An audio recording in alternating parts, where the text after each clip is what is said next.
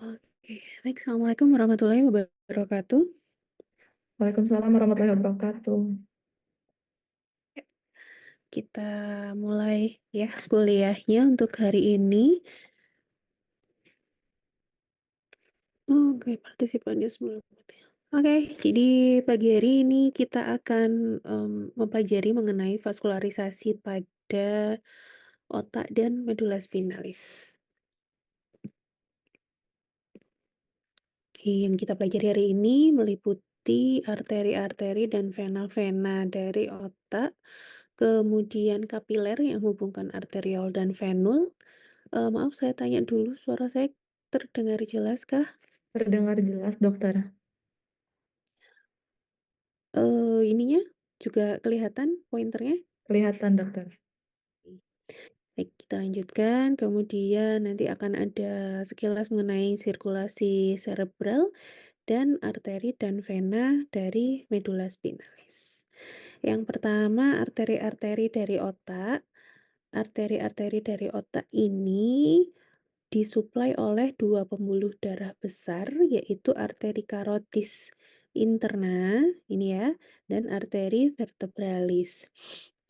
Dua-duanya merupakan salah satu cabang besar dari aorta. Jadi ada yang namanya arkus aorta ya, jantung misalnya di sini. Nah, jantung itu kan nanti akan ada lengkung aortanya gini. Nah, ini lengkung pertamanya ini adalah arteri subclavia. Dari arteri subclavia ini nanti akan mempercabangkan arteri karotis interna. Arteri karotis komunis. Arteri karotis komunis ini nanti yang ke bagian luar ke otot-otot wajah ini adalah arteri karotis eksterna. Dan ini adalah yang ke bagian dalam, ini adalah arteri karotis interna. Kemudian cabang yang kedua dari arteri subclavia ini adalah arteri vertebralis. Arteri vertebralis ini nanti akan masuk melalui foramen vertebralis di sini ya.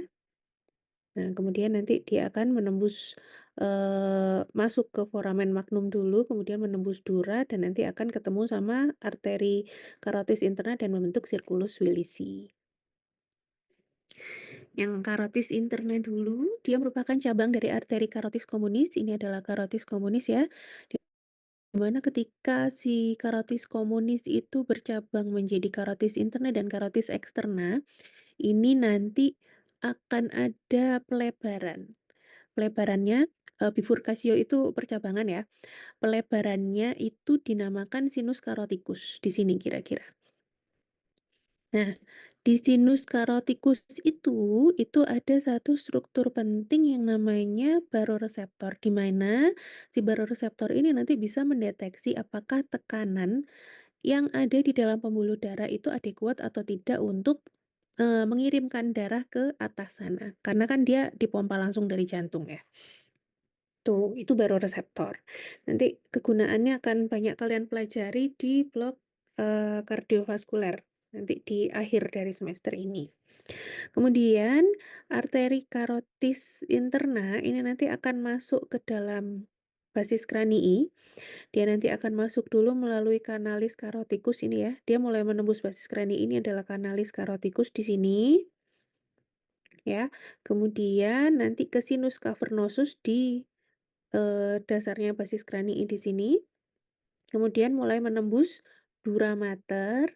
Kalau masih ingat yang pelajaran kemarin ya, mulai menembus dura mater, kemudian muncul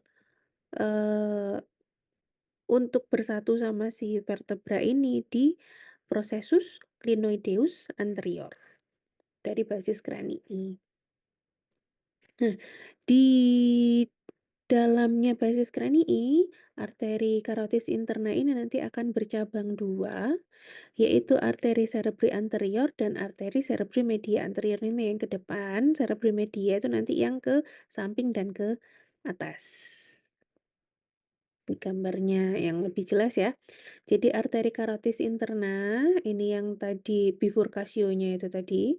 Nah, ini sinus karotikus nih, kalian bisa lihat di sini ada dilatasi sedikit di sini ya.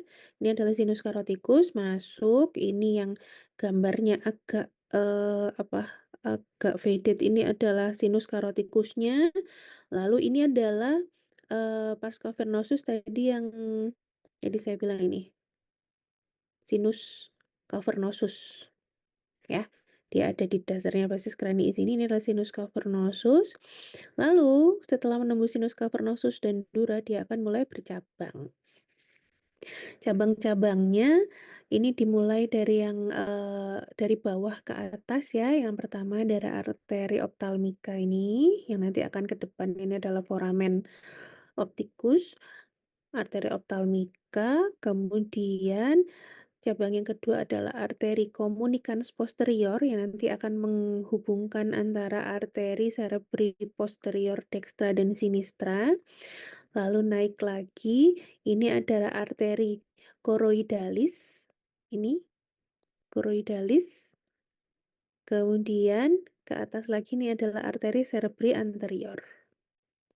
Nah, dua arteri cerebri anterior, dextra dan sinistra ini nanti akan dihubungkan oleh arteri communicans anterior.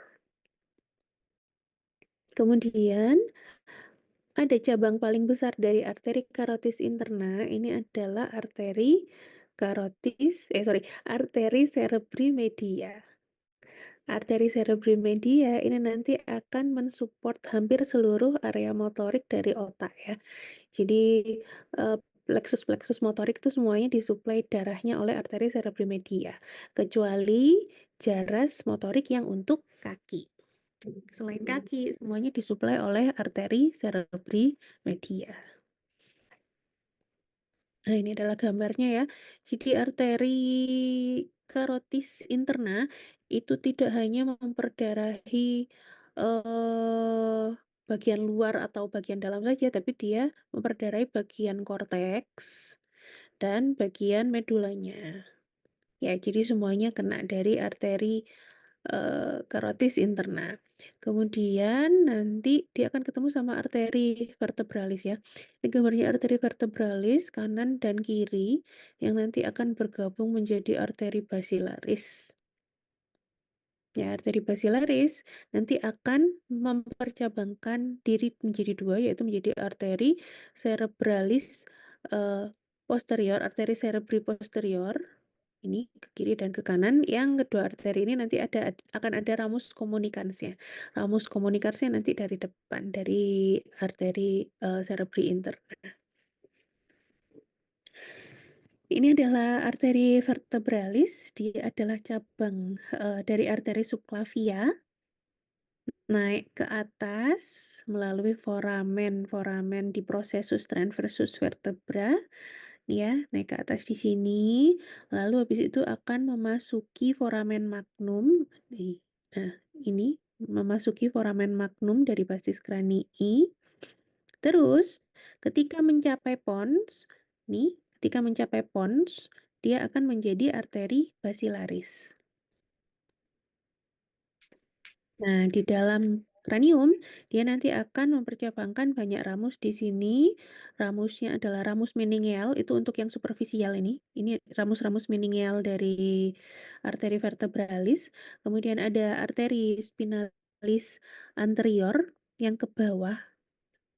Ini arteri spinalis. Ini yang kecil-kecil. Bukan. Oh, nggak kelihatan di sini, Dek. Arteri spinalis anterior dan posterior. Anterior yang ke depan, ini yang ke belakang ini mestinya.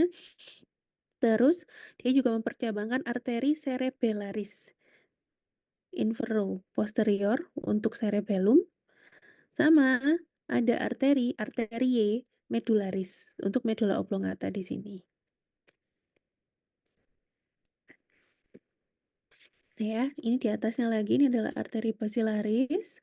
Arteri basilaris di bagian pons dibentuk oleh dua arteri vertebralis. Cabang-cabangnya dia berupa ramus ya, karena kecil-kecil. Yang ke pons sendiri itu namanya ramus atau rami satu ya, kalau banyak jadi ramus pontis arteriae basilaris atau arteri pontis. Nah, ini untuk ponsnya sendiri. Kemudian ada rami labirinti arteriae basilaris, ini untuk telinga, untuk syaraf auditorik, atau dia disebut dengan arteri auditiva interna. Ini. arteri auditiva interna lebih kecil. Terus ada ramus anteroinferior dari arteri cerebralis. Ini untuk ke cerebellum ya. Kemudian ada ramus superior arteri cerebralis, dia yang ke atas, sama ramus posterior di belakang nggak kelihatan ya. Tuh cabang-cabang dari arteri basilaris. Nah ini adalah circulus Willisi. Circulus Willisi itu nanti letaknya ada di atasnya fossa interpeduncularis dari basis cranii. Dibentuk oleh anastomosis atau penyatuan dari dua arteri karotis interna di bagian depan dan dua arteri vertebralis di bagian belakang. Adanya anastomosis ini memungkinkan apabila ada salah satu dari dua arteri ini yang tersumbat, itu nanti, temannya bisa, apa namanya, meng-cover darah supaya otak tetap tidak kekurangan darah. Jadi adanya struktur yang melingkar di sini, circulus Willisi ini, itu nanti kayaknya lebih jelas. Nah ini, adanya struktur yang saling menyambung ini, anastomosis ini membuat apabila ada sumbatan di salah satu, itu bagian otak yang lain tuh masih bisa dapat darah dari depan. Jadi misalnya ada sumbatan di sini, ya, bukan berarti yang sebelah sini nanti nggak dapat darah, sebelah sini nanti bisa tetap dapat darah dari sini, bisa tetap dapat darah dari situ, gitu. Itu keuntungannya dari circulus Willisi, gitu ya. Kemudian apalagi? Ramus-ramus dari Circulus Willisi ini nanti sama kayak yang tadi, saya katakan di depan di karotis interna, dia tidak hanya untuk bagian luar aja atau untuk bagian dalam aja, tapi dia bercabang-cabang sehingga dia bisa memberikan perdarahan baik untuk korteks maupun untuk yang sentral. Sehingga seluruh bagian otak itu darahnya disuplai oleh Circulus Willisi.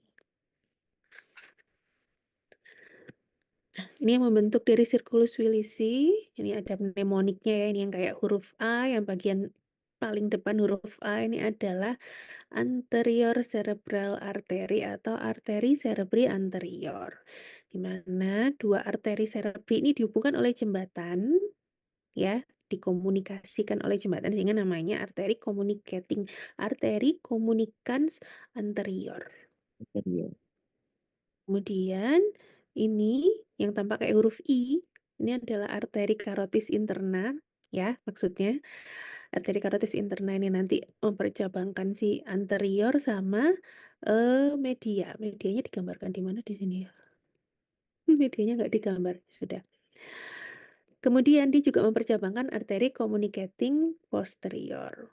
Arteri communicans posterior, ya. Yang paling bawah ini adalah arteri basilaris.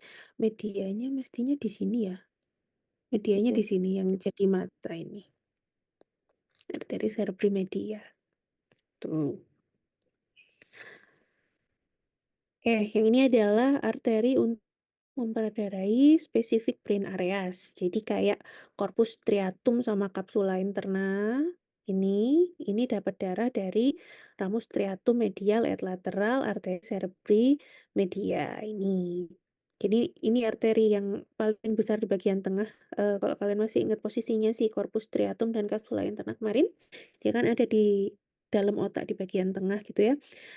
Itu dapat darah dari arteri cerebri media, ramus striatum medial dan lateral. Ini yang kecil-kecil nih. Kemudian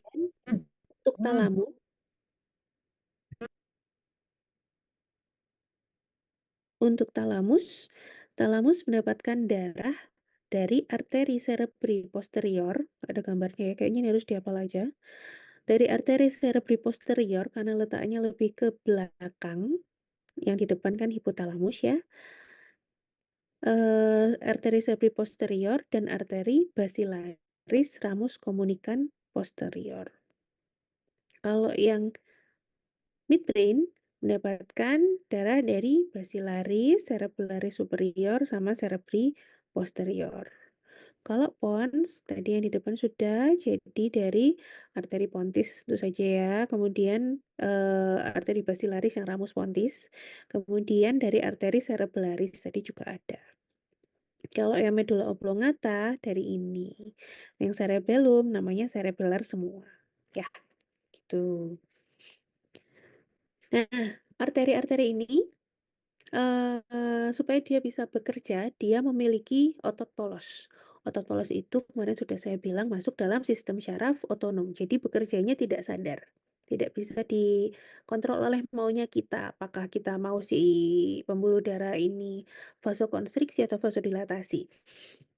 Dia dikontrol oleh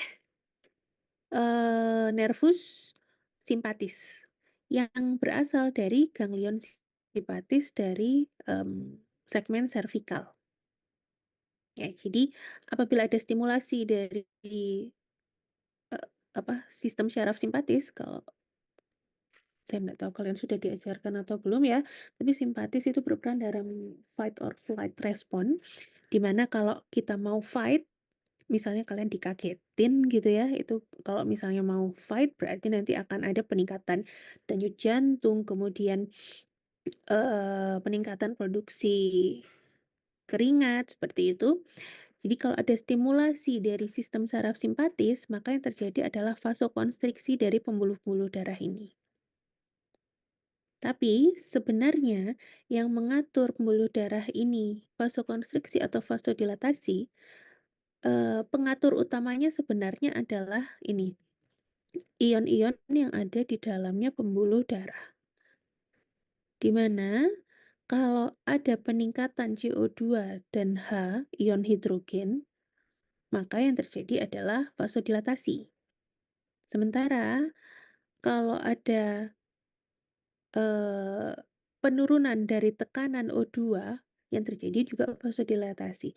Jadi kayak, dibayangin aja kalau misalnya darah kita kebanyakan CO2, maka dia akan buru-buru minta O2-nya, minta CO2-nya diganti O2 toh, sehingga dia akan makin melebarkan diri, ya, jadi vasodilatasi. Kalau misalnya kadar CO2-nya dikit, justru dia akan vasokonstriksi, soalnya dia mau oksigen itu dibawa sampai ke N terminal organ, gitu. Kira-kira gitulah, cara ngapalinnya. Oke, selanjutnya adalah vena-vena dari otak. Cara garis besar sih, vena-vena dari otak itu nanti akan, mengalirkan cairannya ke sinus-sinus ini. Ini adalah sinus-sinus besar yang ada di otak ya. Kalau yang otak bagian depan ini nanti bisa langsung ke sinus sagittalis superior sama inferior. Kalau yang otak-otak tengah ini nanti ke sinus, sphenoparietalis, sinus petrosus, kemudian nanti akan lanjut ke sinus rectus. Ya, sinus rectus, nanti ke sinus transversus, baru nanti ke, vena jugularis interna, terus nanti di sini ada vena cava, terus masuk ke jantung, gitu. Ini juga untuk bagian-bagian yang korteks juga, ke sinus sagittalis, kalau bagian-bagian yang medula nanti ke sinus-sinus yang lebih dalam sini. Medula yang deket-deket pons, sama apa ini, thalamus di sini dia biasanya akan ke sinus petrosus, kemudian sinus rectus, habis itu sinus occipitalis, baru ke sini, vena jugularis.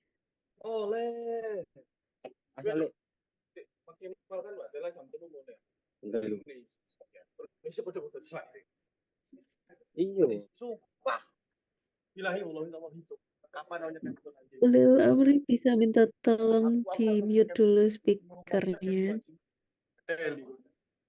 Mosok sih oleh. Oh ya engko tutor pisan mapping cuk kurang garap. Ada yang bisa ngasih tahu Ulil Amri kah?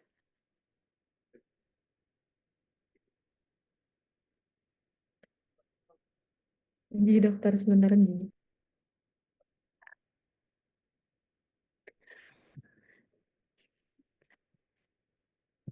Saya ini jalurnya.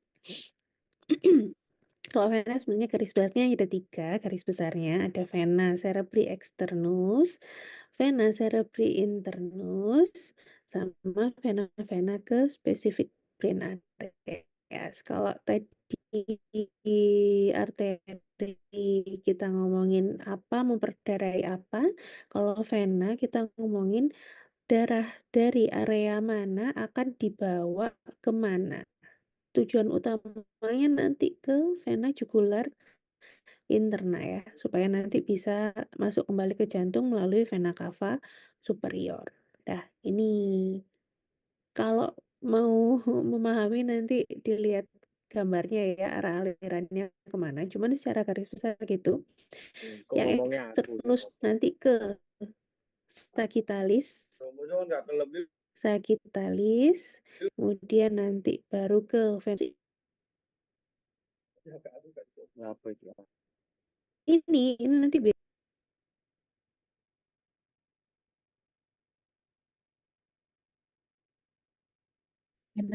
recta sudah. Sudah sih dokter.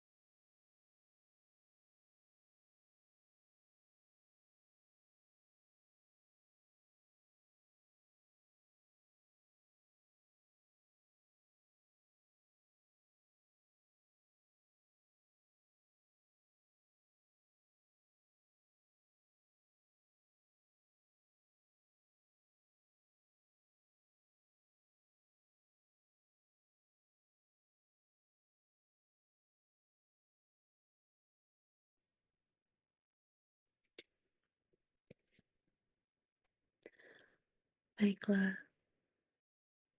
Sampai mana saya tadi? Sebelum saya hilang?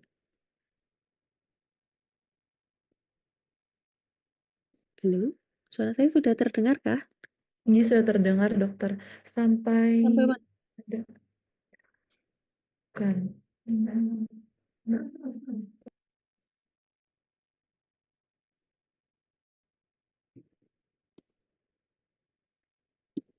Sini? Ini sampai sini dokter.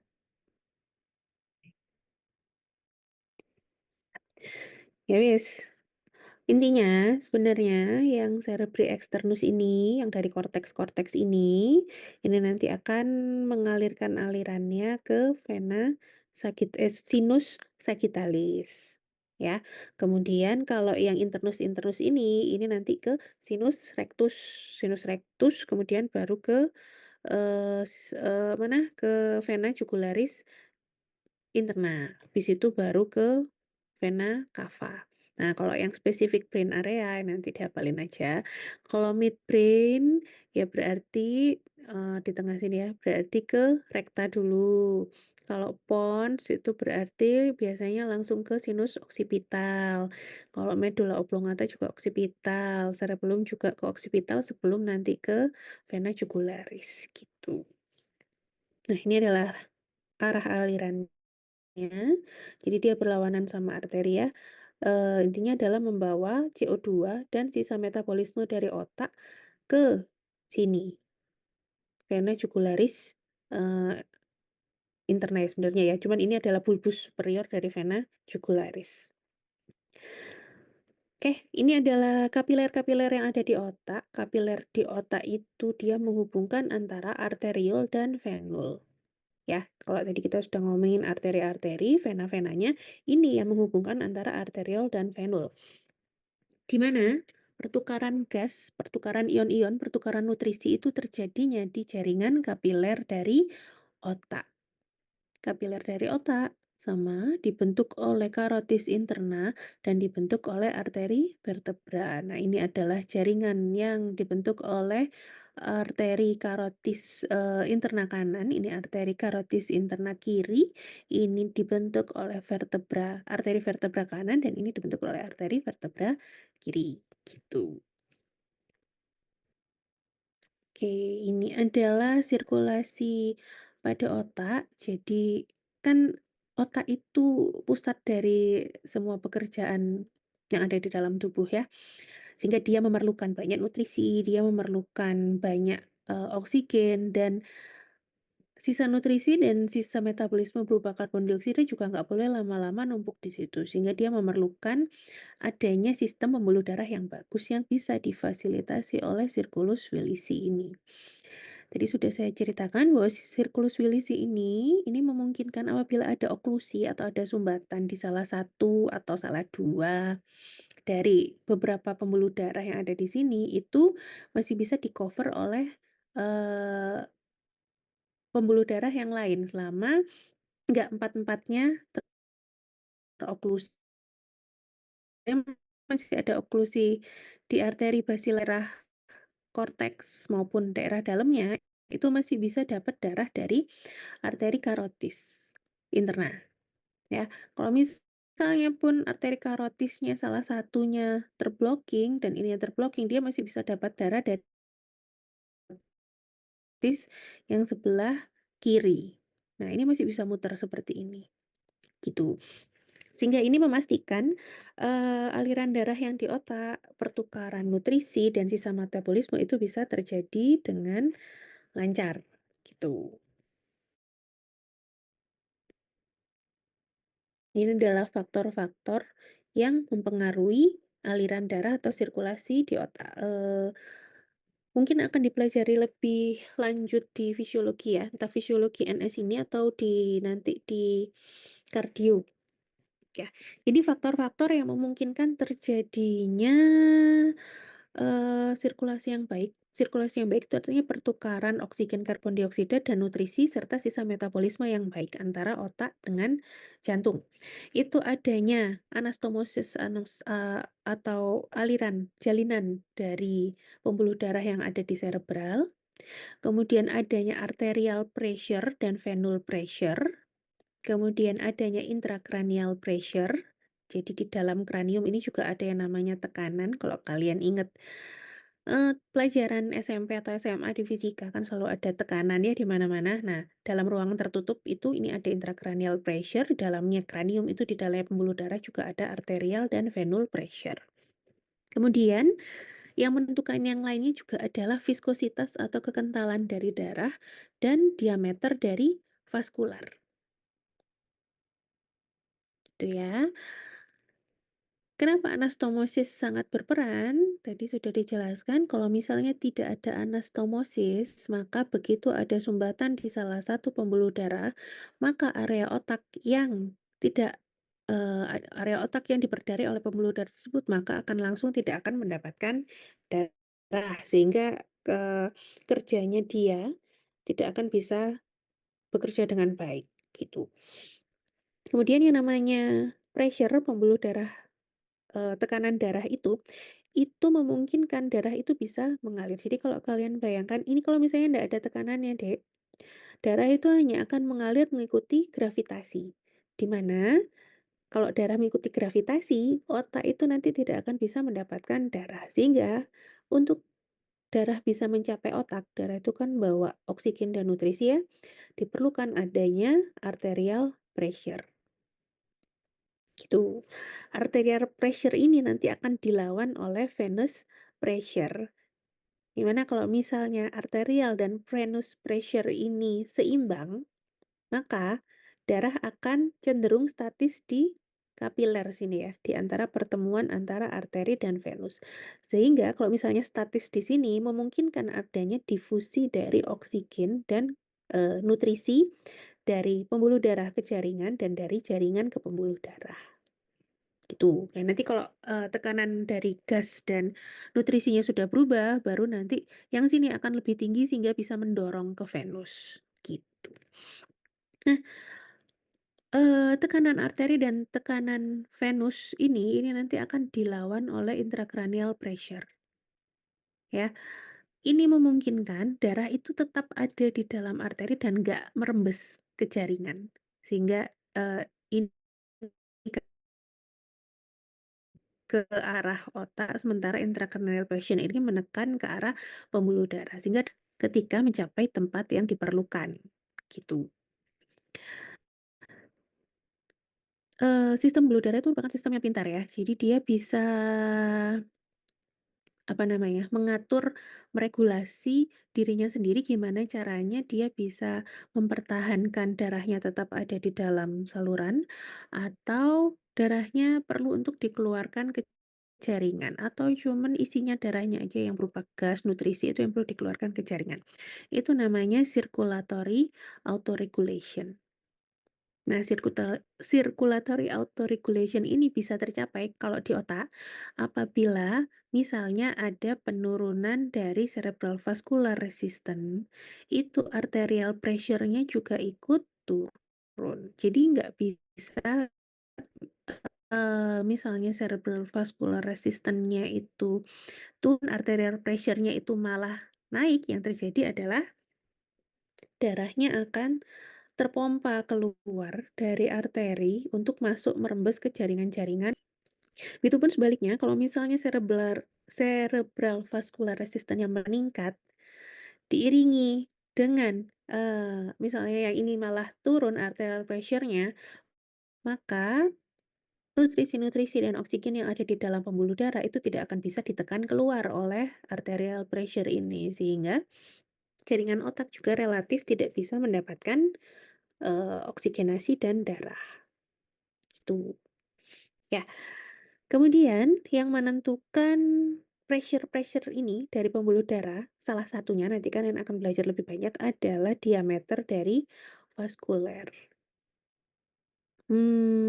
Pelajaran SMA juga, di mana kalau misalnya diameternya makin besar, maka tekanannya kira-kira makin besar atau makin kecil? Makin besar, Dokter. Ini makin luas.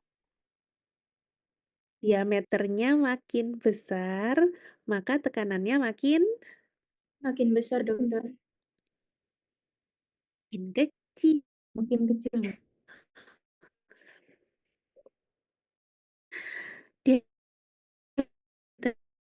Diameternya makin besar, jadi ini melebar ke situ ya?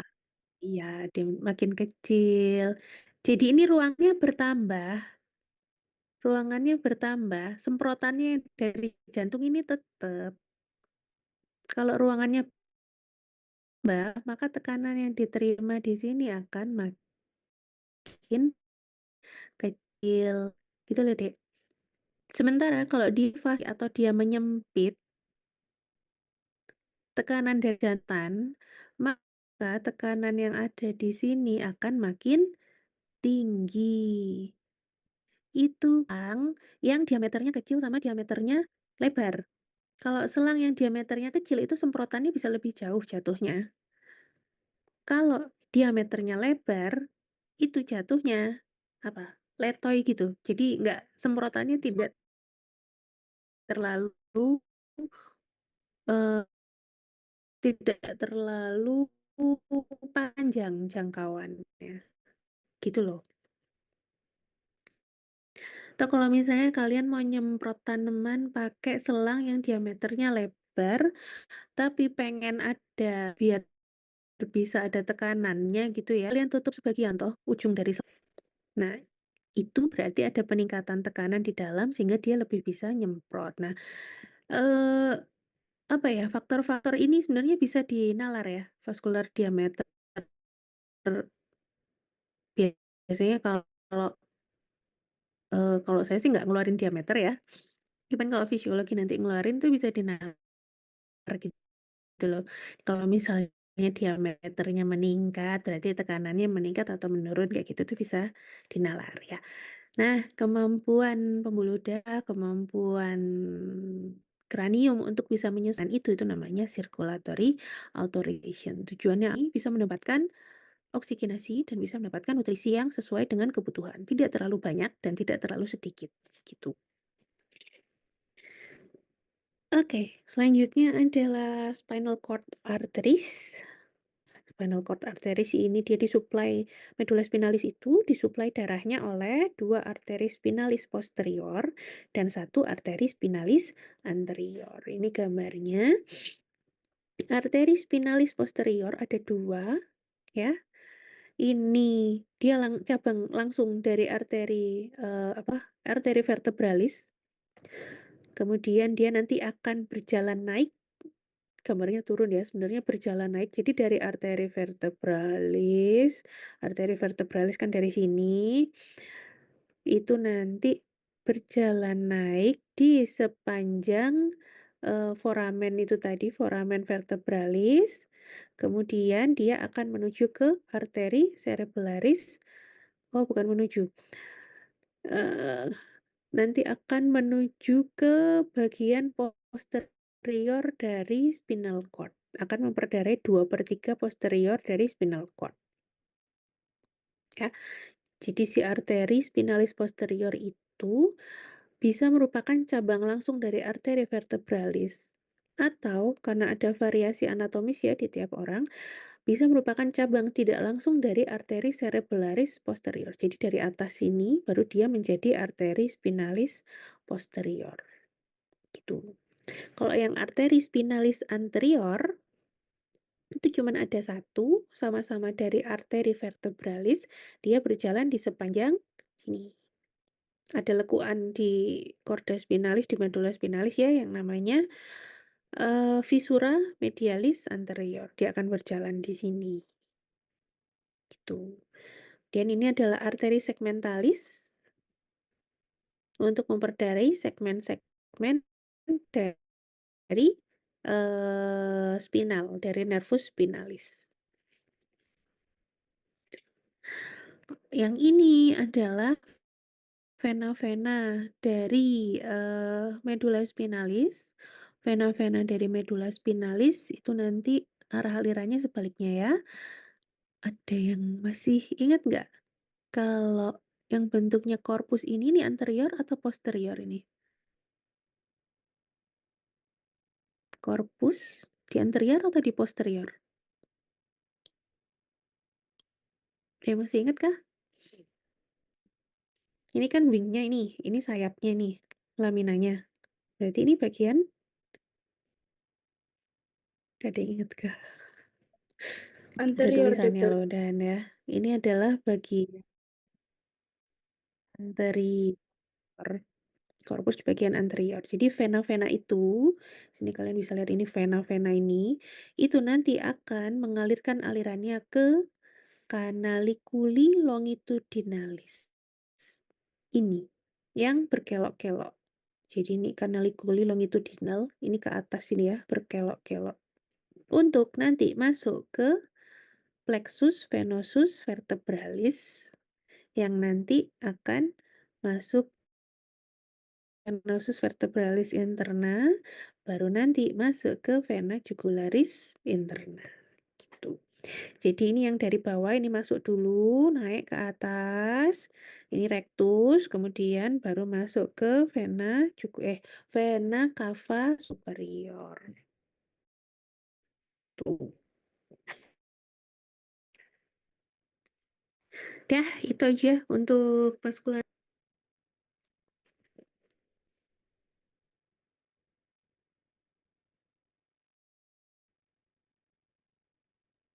ya. Ada yang mau tanya? Sepertinya belum ada, dokter. Nggak ada? Oke. Saya lanjut untuk um, besok ya. Kemarin saya skip untuk tulang-tulangnya, cuman kayaknya tetap perlu saya berikan.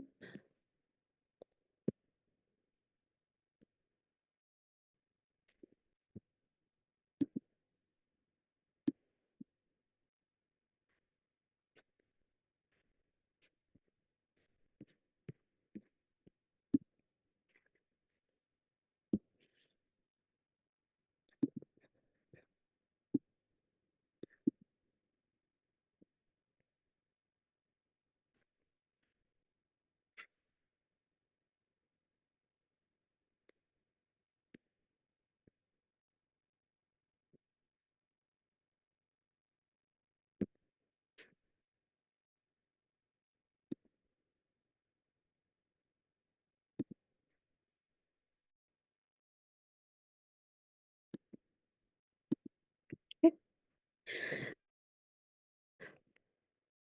untuk besok ya, Dek, ya. Kita mulai dari ini os frontalis. Os frontalis ini ke bagian bawah orbitalis.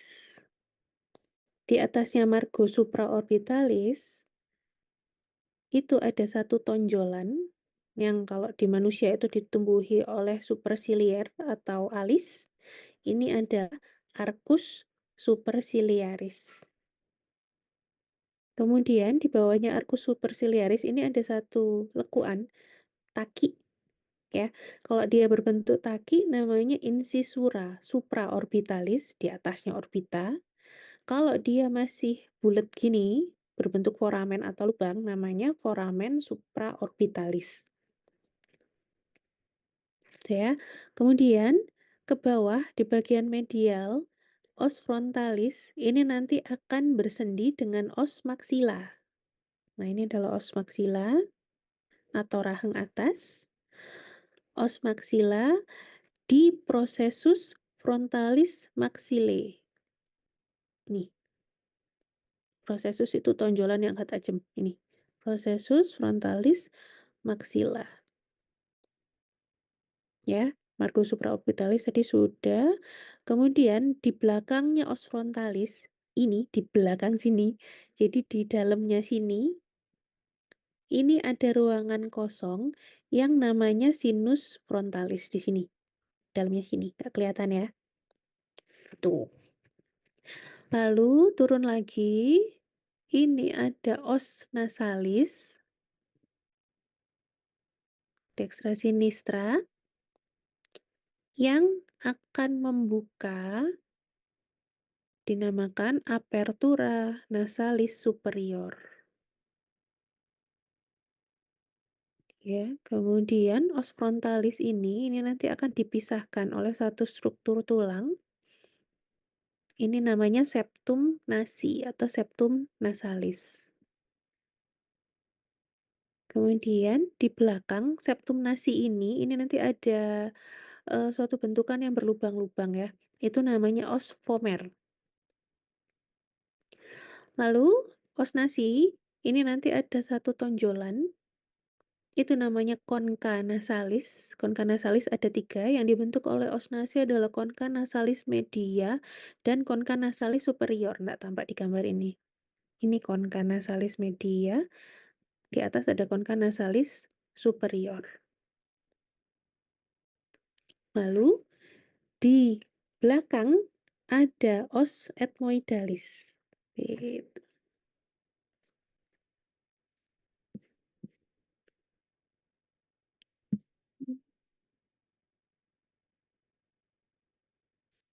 Udah, nanti di belakang deh.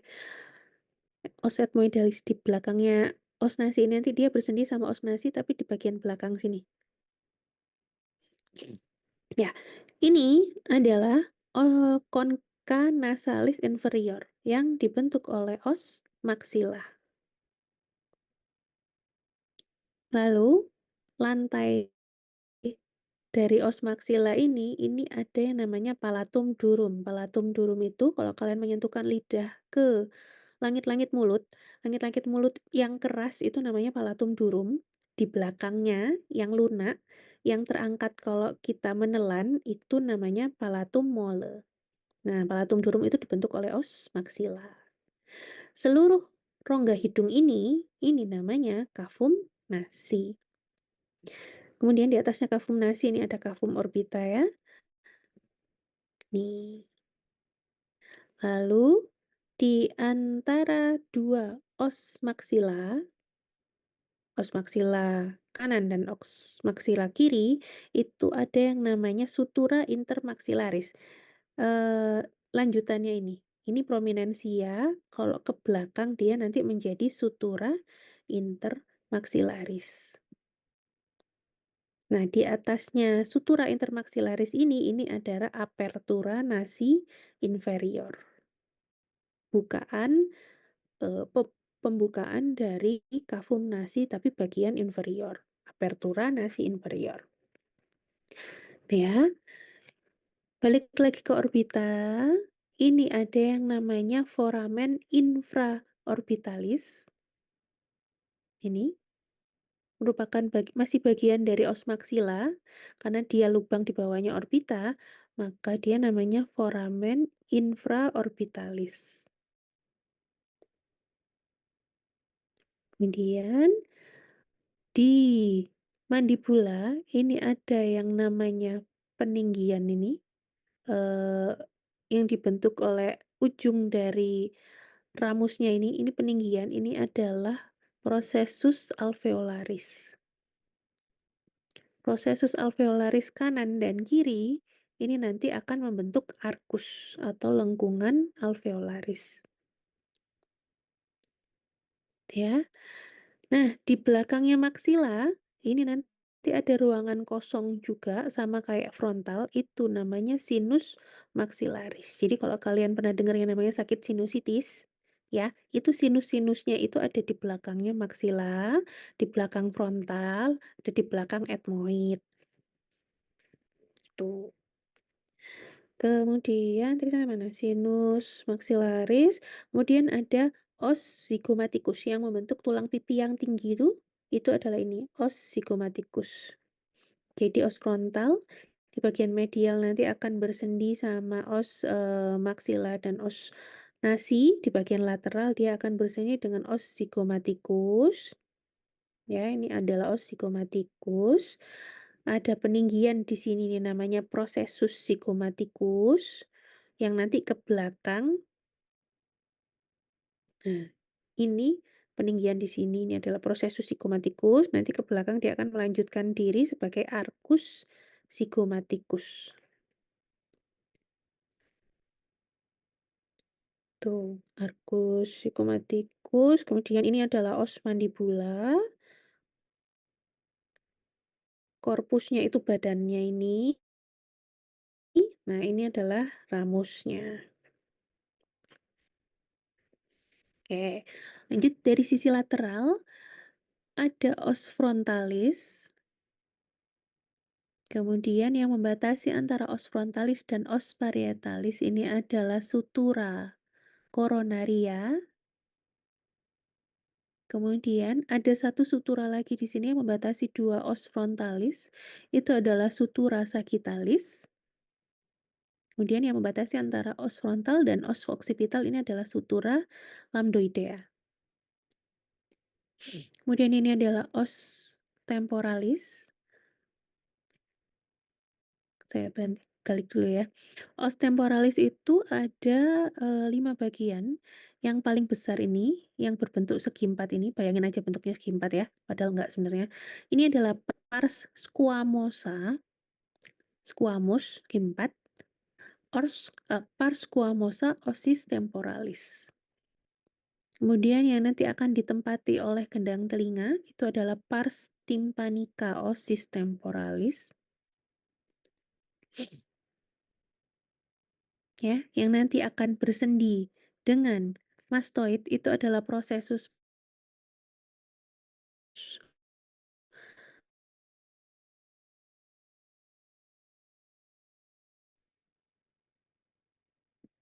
kalian raba telinga, di bagian belakang telinga di bawah itu ada tonjolan. Itu namanya processus mastoidois. Itu nanti di Mungkin di NS2, mungkin di THT, mungkin di patol syaraf itu nanti, dijadikan tempat untuk nempelin garpu tala untuk tes pendengaran. Ya, kemudian ada prosesus styloideus, ini yang kayak taji ini styloideus. Nah, ini yang bersendi sama zygomaticus, ini ya. Ini kan zigoma yang tadi membentuk tulang pipi. Nah, ini adalah, prosesus di sini, ini adalah prosesus zygomaticus. Nah, itu bagian-bagian dari os temporalis. Kemudian ada lamagna osis sphenoidalis. Ini os sphenoid ya. Nah, ini adalah os sphenoidalis yang seperti kupu-kupu ini. Ini sayapnya yang kecil, ini ala parva osis sphenoidalis. Besar ini adalah ala magna osis sphenoidalis. Lalu di bagian lateral ada struktur ini yang berupa lubang. Ini adalah meatus acousticus externus. Di depannya meatus acousticus externus akan ada ramus dan corpus mandibulae. Ini ramus mandibulae, ini korpusnya. Lalu sendi di antara os parietal dan os sphenoid itu ada yang namanya pterion.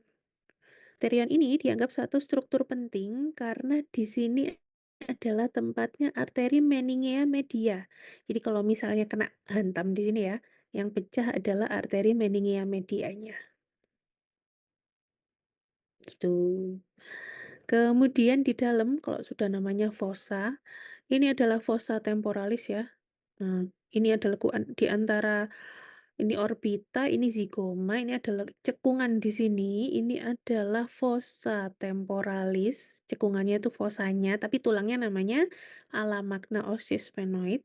Di bawahnya cekungan ini fossa infratemporalis. Tuh, yang palatina. Oh, nggak kelihatan.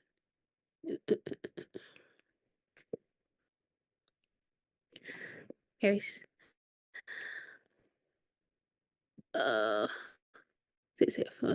Krista. Kristanya itu adalah peninggian di os temporal. Duh, nggak kelihatan. Temporalnya.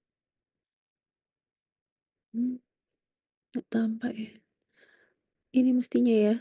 Ini kristanya. Ini krista temporalisnya. Fossa temporalis. Dan yang di bawah ini adalah fossa infratemporalis. Kemudian pterigo palatina udah, visura orbitalis superior itu ini. Visura orbitalis superior, foramen itu lubang ya. Nih, kemudian nanti ada foramen rotundum.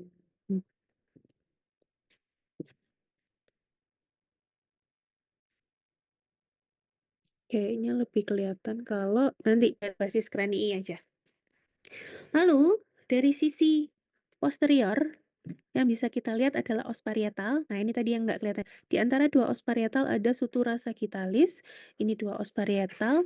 Kemudian ada pars squamosa osis occipitalis. Seperti saya bilang tadi squamosa itu berarti bayangin aja kayak segi 4 padahal ya sebenarnya enggak.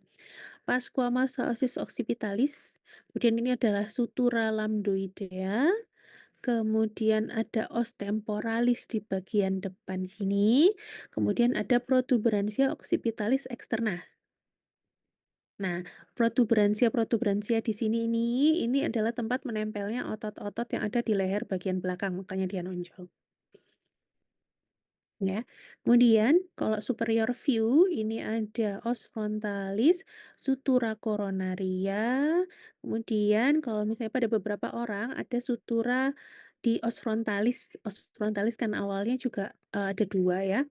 Ada beberapa yang persisten suturanya itu namanya sutura metotropika. Cuman di sini ndak ada, harusnya di sini. Cuman pada beberapa orang aja karena yang lainnya suturanya ndak ada.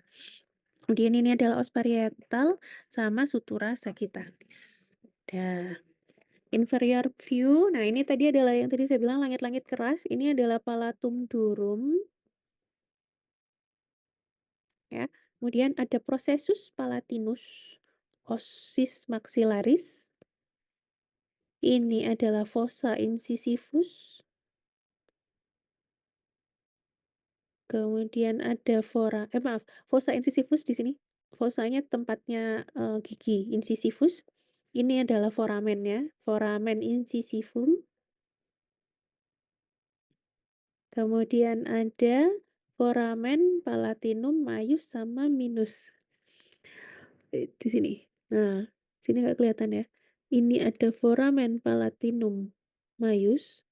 Di bawahnya sini ada foramen palatinum minus.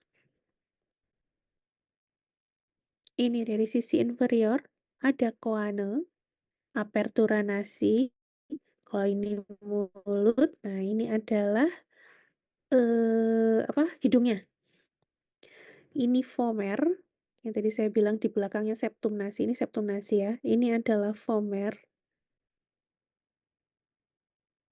Ya. Koana itu apertura nasalis posterior ya, seluruh lubang sini adalah koana.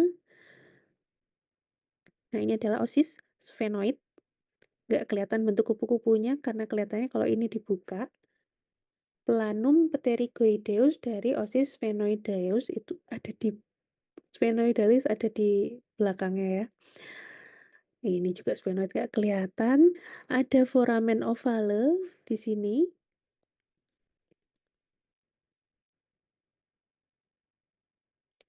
Ada foramen spinosum.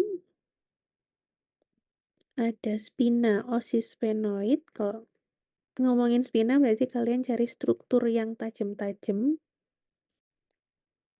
Spina osis sphenoidalis. Ya, kemudian ada tuba auditiva.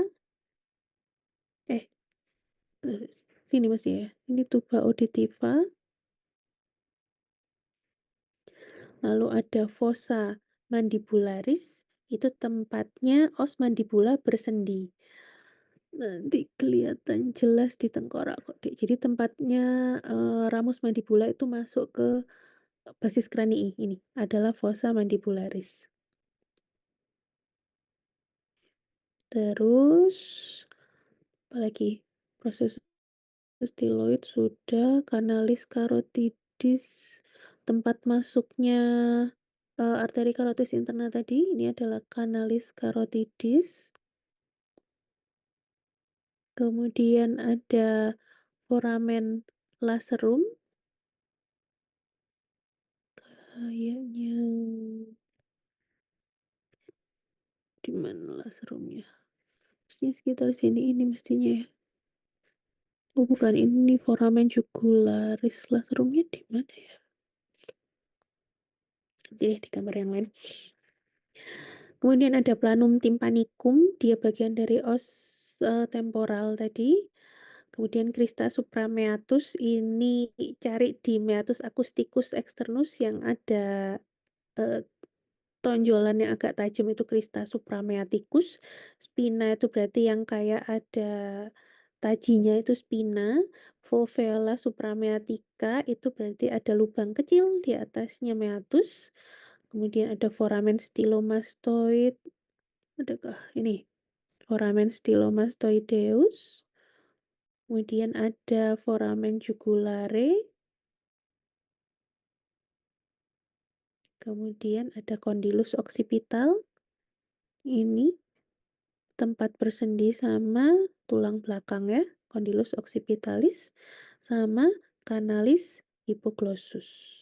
Tempat keluarnya nervus hypoglossum.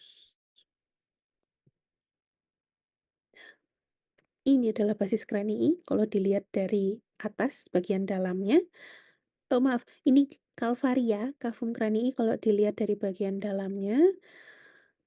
Jadi batok tengkorak itu kalau dibuka dilihat bagian dalamnya ada ini ya, nanti dibagi menjadi 3 ruangan.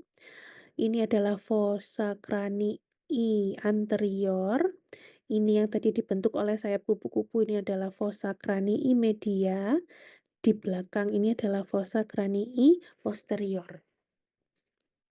Batok kepalanya itu namanya calvaria, yang dari luar nanti kelihatan sutura coronaria, sagittal, sama lambdoidea. Kemudian yang di bagian tengah ini nanti akan kelihatan sinus sagittalis ya. Cuman, dibayangin aja tempatnya sinus sagittalis superior.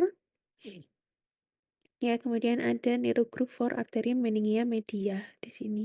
Nah, di depan ini ada fossa cranii anterior yang dibatasi dengan fossa cranii media oleh ala parva osis sphenoidalis. Ini ya, kelihatan ya, yang ini adalah sayap kecilnya, sayap besarnya itu yang segini.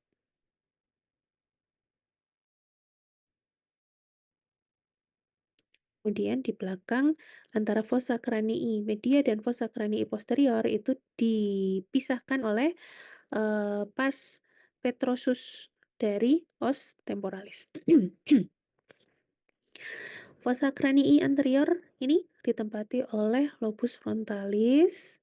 Batasnya sebagai sendiri ada lobus frontalis. Ini yang lubang-lubang ini adalah crista galii, di mana valve cerebri yang membagi 2 hemisfer kanan dan kiri cerebrum itu nanti akan nempel di sini di anterior, sementara di posterior dia akan menempel di protuberansia occipitalis interna.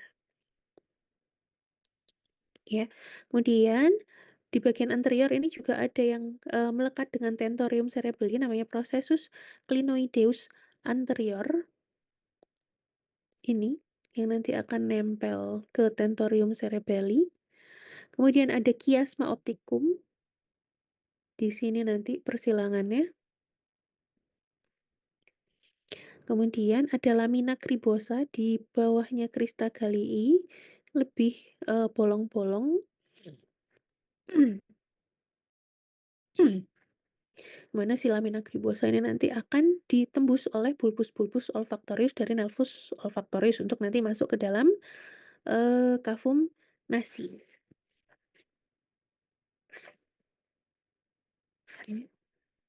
Lanjut, ini adalah fossa cranii media dibentuk mainly oleh os sphenoidalis, ditempati oleh lobus temporalis cerebri. Kemudian yang penting di sini ada sinus cavernosus.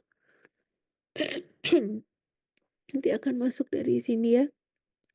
Sinus cavernosusnya. Terus kanalis opticus ini dorsum sella ditempati oleh sella turcica. Terus ada apa lagi di sini? Visura orbitalis superior, tampakkah? Terus saya nggak sampai visura orbitalis superior nggak ada. Ya, ini penggambaran. Oh, ini saya mau menggambarkan ini perjalanannya sinus caroticus aja. Terus di sini ada struktur-struktur penting ya yang tempat keluarnya nervus-nervus ini. Di besok dicari rotundum ovale foramen spinosum ya. Terus yang posterior ini ditempatin cerebellum pons sama medulla oblongata, ada lubang besar namanya foramen magnum, ada kanalis hypoglossus ini di atasnya foramen magnum dikit ini ada kanalis hypoglossus. Kemudian ada foramen jugularis yang nanti tempat keluarnya vena jugularis interna. Kemudian ada meatus acousticus internus. Kelihatan ya. Dari luar sini externus, nanti akan keluar di sini sebagai meatus acousticus internus. Lalu ada crista occipitalis interna. Di sekitar sini mestinya.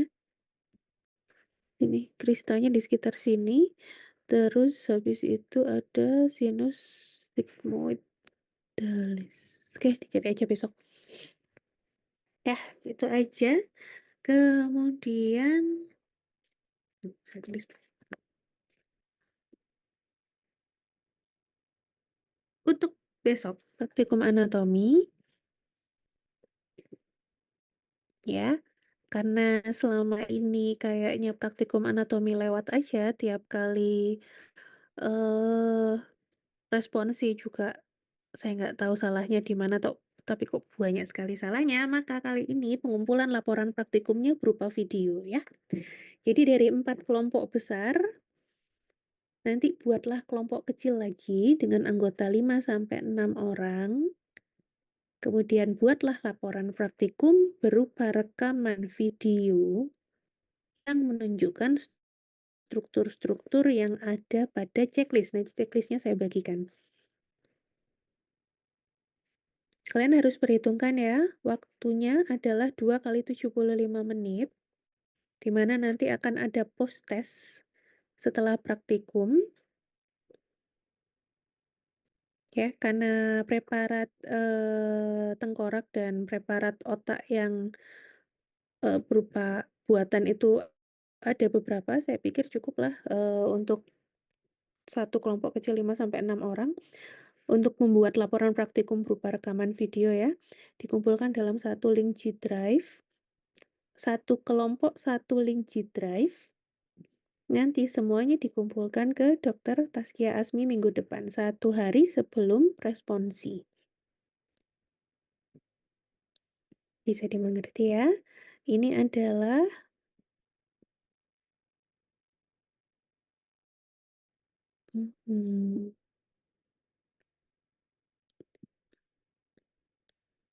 nah, ini adalah prosedur penilaian untuk lapraknya. Ya, jadi nanti ada 2, 1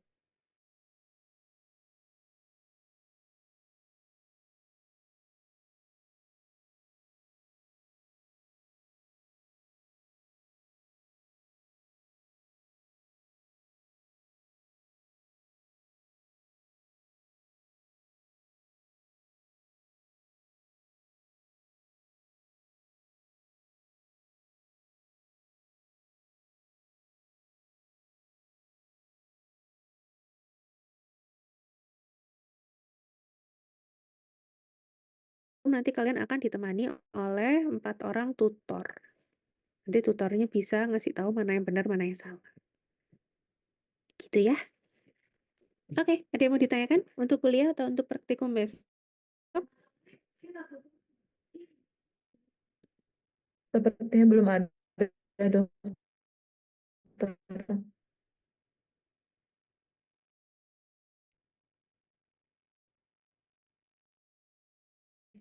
Cuman kalau kalian bikin laporan praktikum mengendap sedikit pun. Jadi saya pikir kalian tetap harus ngomong.